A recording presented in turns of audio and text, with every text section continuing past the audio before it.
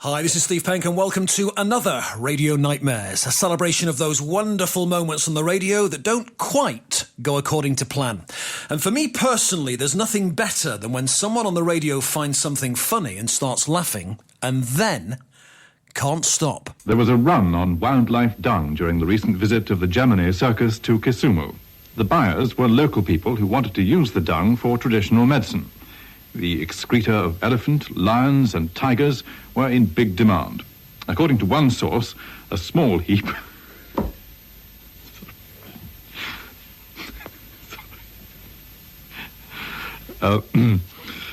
According to one source, a small heap of elephant... Oh, God, sorry. According to one source, a small heap of elephant dung... According to one source, a small heap of elephant dung weighing about 100 grams. And finally, a hamster spent the Easter break recovering after eating a Spider-Man magnet and becoming stuck to the metal bars of his cage. Smurf, the 4-month-old pet, is thought to have swallowed the foot. Sorry. The hamster swallowed a magnet and then got stuck to the cage. That's insane. Did that really happen? What else happened in this story? I can't read the story. Just to say that the hamster's fine. It's absolutely fine. He just swallowed a magnet and then got stuck to the side of the cage going, help! Help me! He's fine now. When I was much younger, my brothers and me used to play games round a big Concord tree. I can't do it. I can't do it. Oh, dear. I don't think I'm treating this with the seriousness it deserves, actually, too. Oh, dear. Conker's take two.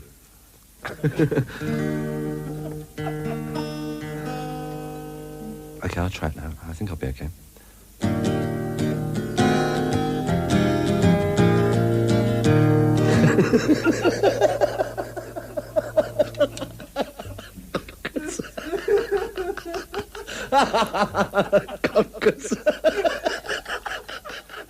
And now here's the latest on the Middle East crisis. Lesbian forces today attacked Israel. I beg your pardon, that should be Lebanese. Steve Penk. Nobody thinks more highly of him than I do, and that'll give you some idea, because I think he's a tit. And the weather in Cyprus. Tonight will start fine, but cloudy weather is expected to spread from the west. The weather tonight, very chilly, not as bad as it has been, though. Temperatures hovering around 4 degrees, and there may be some mist patches around later on tonight, and a few spots of rain as well. Cars on elevated sections of the motorway might be buffeted by 50-mile-an-hour 50-mile-an-hour winds. It's 12 o'clock Greenwich. Meantime, here's a summary of the news. Thank you, Charles. And finally in the news, anti-pornography campaigner P. Redburn shouted, "You filthy, dirty crooks," as policemen in a West London courtroom today when he was fined £2 for being drunk. Police had alleged he'd stood drunk in Hammersmith Police Station, waving his trousers around his head after being arrested late at night in Shepherd's Bush. I'm sorry. Hi, Penky, it's Pat Sharp. How are you, my friend? Here is my epic radio nightmare. And what an epic fail it was. So I'm on Radio 1, and I'm covering Steve Wright in the afternoon, and it's a week's worth of shows, and it's my first ever radio show. Never been on the radio anywhere before, but this is a big chance to impress. I know what you're saying. It's been all downhill from there. Well, 1982, 37 years ago, Radio 1 is sharing a studio with Radio 2. Some shows are Radio 2 shows, but most of the shows in this studio are Radio 1 shows. So all the jingles are behind me in the old cart rack, and I reach round, and I think it's probably day 2 or 3, and I've been on air for a few hours now, and I'm really getting the hang of this, and it's news time. So I grab the cart, and it goes, Radio 1 News, but only in my head, because it actually said Radio 2 News, because I'd reached out for the wrong one. And believe it or not, they were both there next to each other. So easy mistake. I managed to do it, and I made a transition from Radio 1 to Radio 2 in the first 3 days of my career. And even though that sounds quite successful, for me, It was a radio nightmare. You know they say that blood is thicker than water. Well, here's a man that's thicker than both. Steve Penk. The Robert Marks Metropolitan Police Act established a regular force in the metropolis. Metropolis. What's happening in the course of the next hour? Well, first up after the news, I'm going to be talking to Jeremy Hunt, the Culture Secretary, about broadband. It's 8 o'clock on Monday, the 6th of December. American officials have condemned WikiLeaks after the website published a list of hundreds of facilities said to be vital for American security. Every community in Britain has been promised that it'll have access to the fastest broadband networks within 5 years. Excuse me, and Egypt has called in international shark experts to investigate a series of attacks in the Red Sea. Pardon me, coughing fit. Right, can I have your name, John? Yes, my name is John. Right, Bob, we were talking earlier. Am I right in thinking that you were the Yorkshireman? That's right. Yeah, that's it. And let me see, Tiverton, that's right. And you married your wife? That's right. Fight her case after her Tory-run council took legal action against her. Hard-up Joan had tried to plead that she could not afford poll tax out of her meagre invalid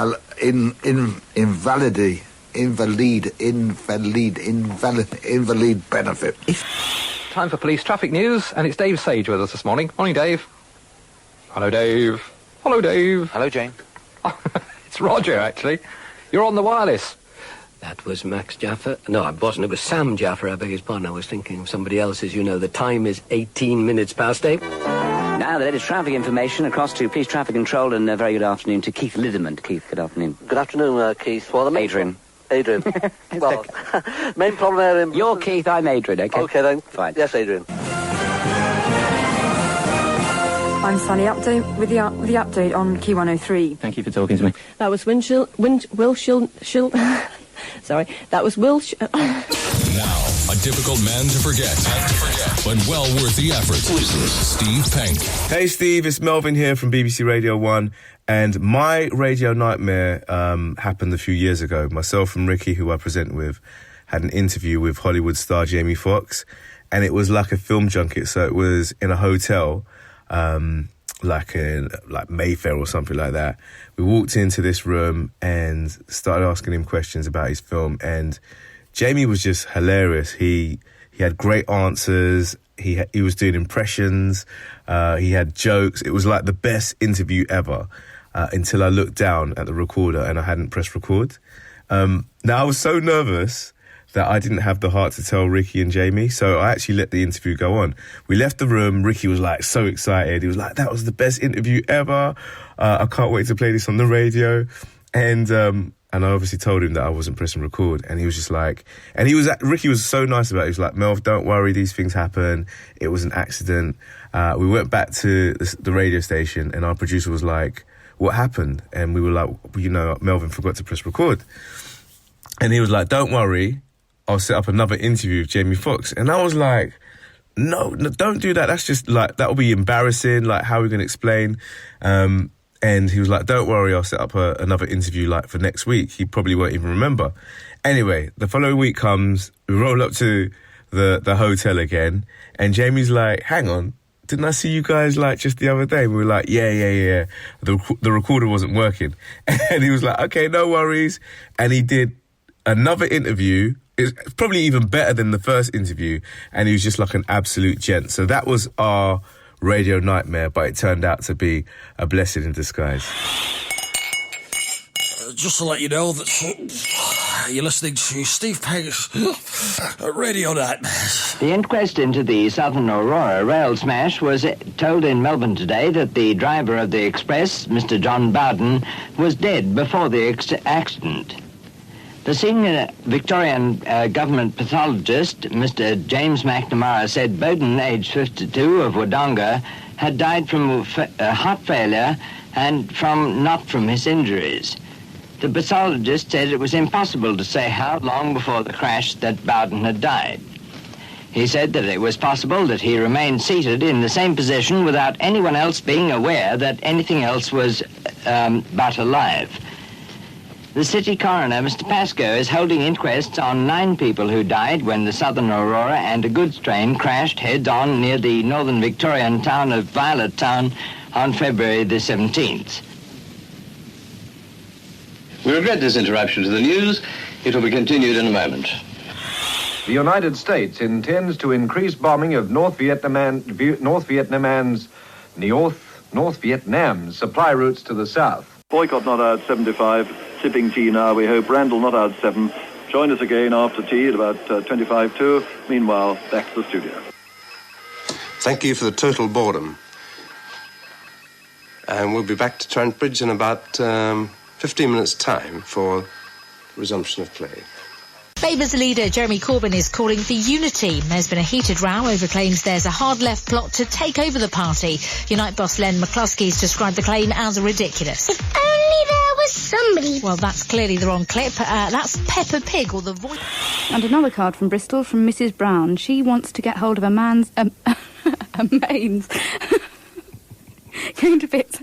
A Mainz clock radio. So go along to the merchant now and buy your seed potatoes. And the next thing is you're going to bring them home and sprout them. This is known as chitting potatoes.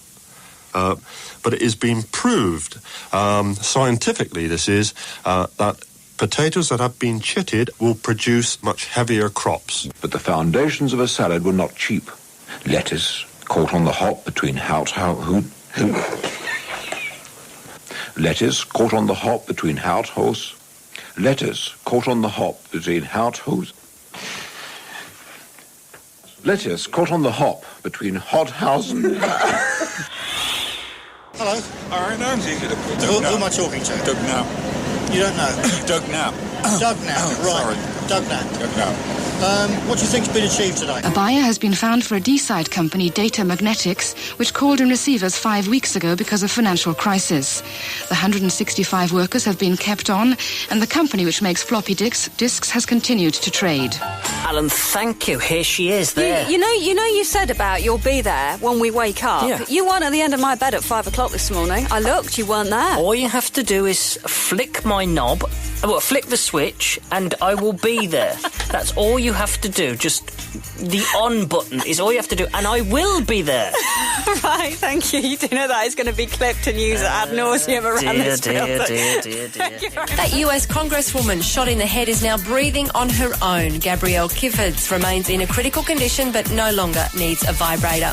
To the phones, Adrian's in Leeds. Hi, Adrian. Hi. What do you want to say about this Heinz ad? Well, first of all, I want to say right up front, I'm not against gay people whatsoever. Right. However, I don't have to have it pushed down my throat. The ad wasn't just... what am I thinking of? Willy Wonka.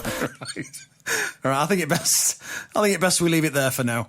Don't forget to hit subscribe. And by the way, if you're listening to this and you actually work in radio and you've got a radio nightmare moment, I'd love to hear it. Send your radio nightmares to radionightmares@gmail.com.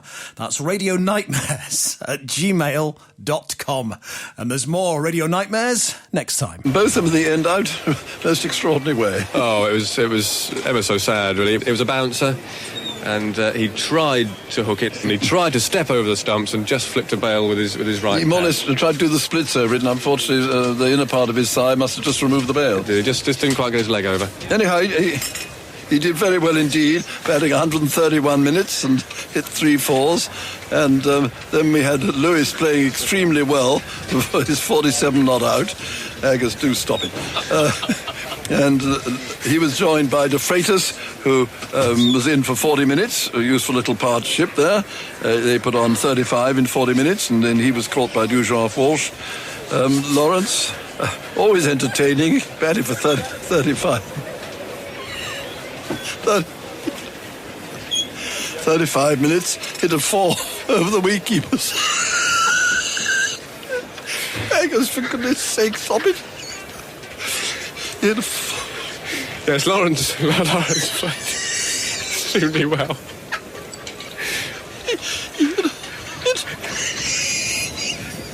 He hit a 4 over the wicketkeeper's head, and he was out for now. And Tafel batted for 12 minutes, Then was caught by Haynes on Patterson for 2, and there were 54 extras, and England were all out for 419. I've stopped laughing now.